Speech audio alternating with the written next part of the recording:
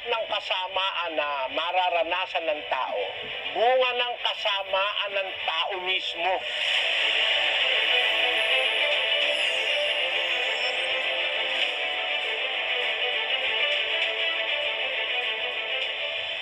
Tanong muna po natin sa Biblia, sino ba ang nagpapaputok ng bulkan? Basahin po natin ang aklat ng Amos. Ganito po ang ating mababasa.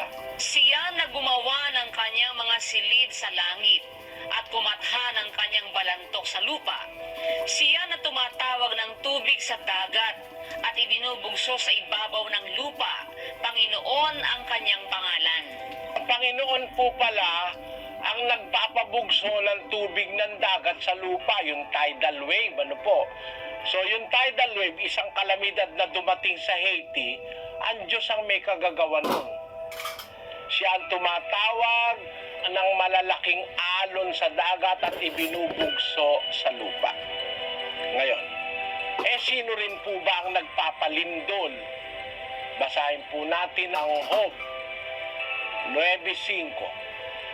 Na siyang naglilipat ng mga bundok at hindi nila nalalaman pagka nililiglig niya sa kanyang pagkagalit. Na siyang umuuga ng lupa sa kanyang kinaroroonan at ang mga haligi nito ay nangayayanig. Nagpapayanig po sa lupa ang Diyos. Ang katunayan, meron pa nga dumadating na mas malakas pang yanig dyan o earthquake. Basahin natin ang Hebreo. Ganito po nakasulat sa 12:26. Na ang tinig na yaon ay nagpayanig noon ng lupa. Datapat ngayon nangako siya na nagsasabi, minsan pang iyayanigin ko, hindi lamang ang lupa, kundi pati ng langit. Pati langit pala, kayang yanigin ng Diyos Nayayanig niya ang lupa, pwede niya ring yanigin pati langit. Kaya kapatid, ang nagpapasapit ng lindol, ang Diyos pa rin. Sino ba nagpapaputok ng bulkan? Sa awit naman tayo, 104:32. Na siyang tumitingin sa lupa at nayayanig, kanyang hinihipo ang mga bundok at nagsisiusok. Kaya pag umuusok yung bundok mayon, hinihipo ng Diyos yun. Dapat malaman ng taga-albay. Tuwing uusok ang mayon, hinihipo ng Diyos yung bundok mayon. Ano pa? Pagka umuulan naman ng malalakas na bagyo, ang Diyos pa rin yun. Basahin po natin sa Jeremias 25:32. Ganito ang sabi ng Panginoon ng mga hukbo, narito, kasamaan ay mangyayari sa bansa at bansa, at malakas na bagyo ay ibabangon mula sa kahuli-hulihang bahagi ng lupa. At ang mapapatay ng Panginoon sa araw na yaoy, magiging mula sa isang dulo ng lupa hanggang sa kabilang dulo ng lupa. Sila'y hindi tataghuyan o dadamputin man o ililibing man, sila'y magiging dumi sa ibabaw ng lupa. Ang Diyos din pala nagpapabagyo ng malalakas na bagyo kapatid. Yung mga hurricane na sinasabi nila, yung mga blizzards, mga kung ano-anong mga natural calamities kung tawagin natin.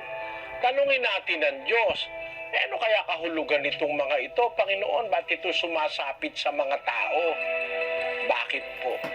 Isa lang naman po ang sagot dyan kapatid. Isa lang ang sagot dyan. Lahat ng kasamaan na mararanasan ng tao, bunga ng kanyang kasamaan.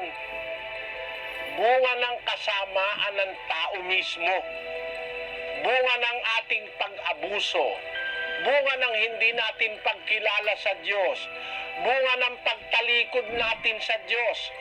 Nangyari na po ng una yan sa Israel. Sinabi ng Diyos sa Israel, pag hindi mo ako susundin, ang mangyayari sa'yo, ito. Nangyari nga po sa kanila lahat yun.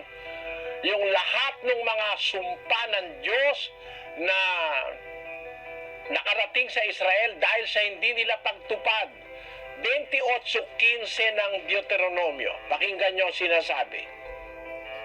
Ngunit mangyayari na kung hindi mo didinggin ang tinig ng Panginoon mong Diyos na isasagawa ang lahat ng kanyang mga utos at ang kanyang palatuntunan na aking iniuutos sa iyo sa araw na ito, na ang lahat ng sumpang ito ay darating darating sa iyo at aabot sa iyo. Susumpain ka sa bayan at susumpain ka sa parang. Susumpain ang iyong buslo at ang iyong palayok.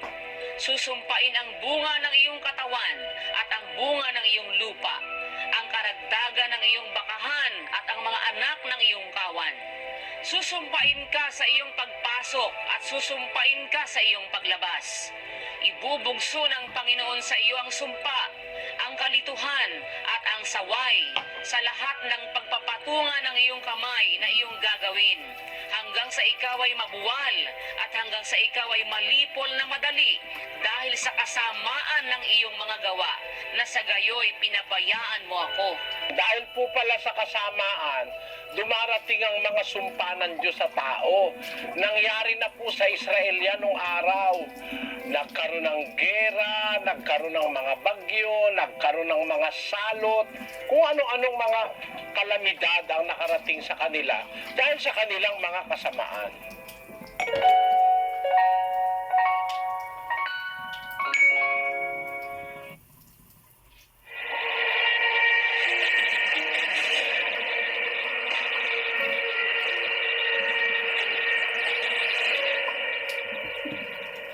Hindi pwedeng alugin ni Satanas ang mundo. Wala siyang karapatan.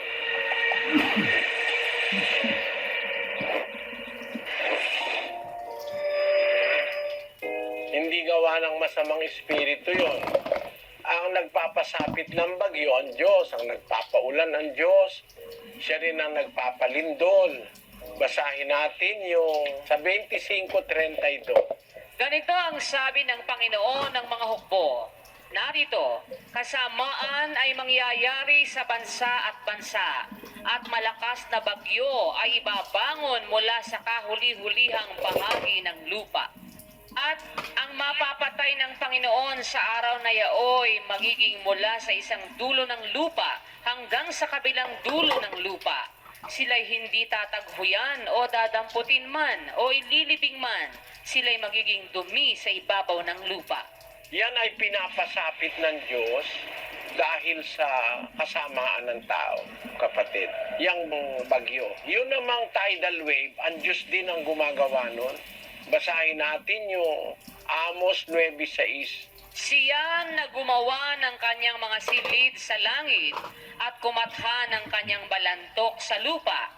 Siya na tumatawag ng tubig sa dagat at ibinubugso sa ibabaw ng lupa. Panginoon ang kanyang pangalan. So yung tidal wave, nanggagaling din sa kapangyarihan ng Diyos yun.